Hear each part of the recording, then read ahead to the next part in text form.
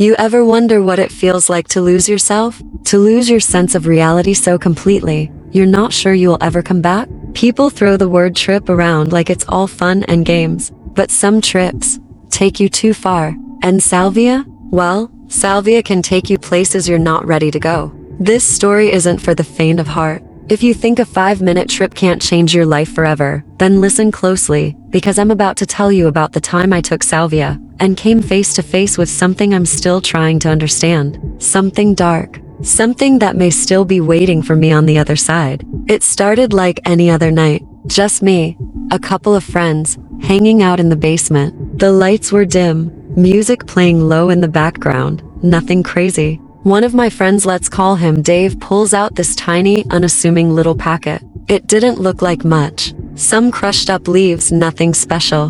But then Dave says, "You guys ever try salvia?" Salvia? I'd heard of it, but never really thought much about it. All I knew was that it was some kind of legal hallucinogen, and that the trip didn't last long. How bad could it be? Just a couple of minutes, right? Well, that's what I thought. We all sat in a circle, laughing, talking trash, and Dave was hyping it up. "It's just a quick trip," he said. "You'll see some crazy stuff, but it'll be over in no time." He handed me the pipe, already packed with the salvia extract, and before I knew it, I was lighting it up. I held the smoke in, just like he said, and as soon as I exhaled, everything changed. At first, it was like the room had started to melt. The walls didn't just blur, they stretched, bending in impossible directions. My friends who had been sitting right beside me suddenly seemed miles away, distorted, like they were being pulled apart. Their faces twisted into grotesque, unrecognizable shapes, and the music in the background, it slowed down, turning into this deep, guttural hum that shook through my entire body. I tried to reach out to steady myself, but my hand, it wasn't my hand anymore. It was like my skin had turned to wax, dripping off, melting right before my eyes. I could feel it, the sensation of my very flesh dissolving, pooling at my feet. That's when I realized I wasn't in the basement anymore. The room had vanished. The couch, the TV, my friends, gone. I was standing alone in a place that felt wrong. The air was heavy, thick like syrup, and the sky, if you could call it that, was this deep, pulsating red, swirling with black clouds that seemed alive, like they were watching me. I tried to move, but the ground beneath me shifted, like it was breathing. I looked down, and the dirt under my feet rippled, then split open. And from the cracks, things started crawling out. They weren't human, not even close. Their limbs were too long, their faces a twisted mix of pain and hunger, like they hadn't seen light in 1,000 years.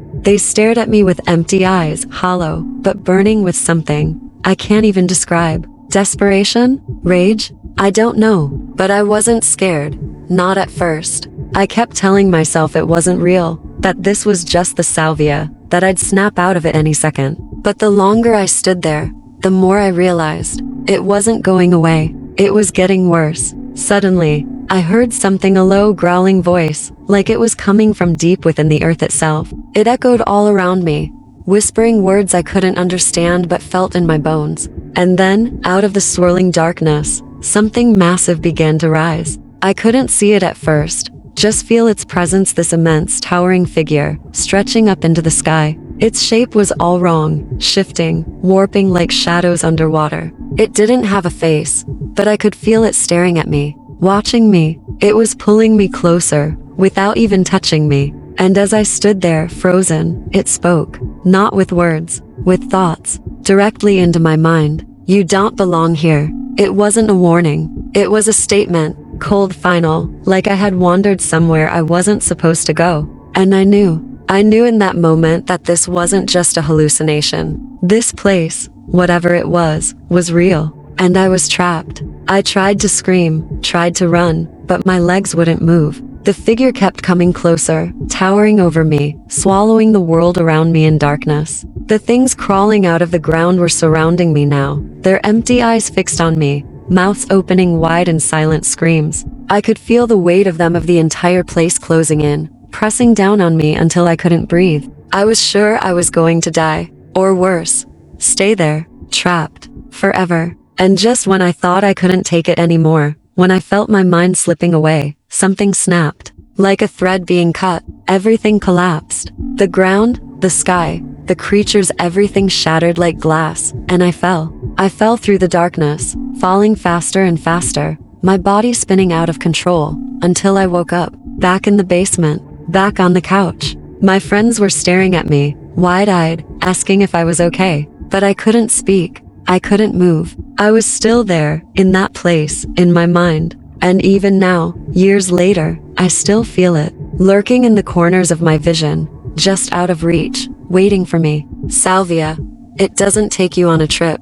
It takes you to places you never asked to see, places that don't let go, even when you come back.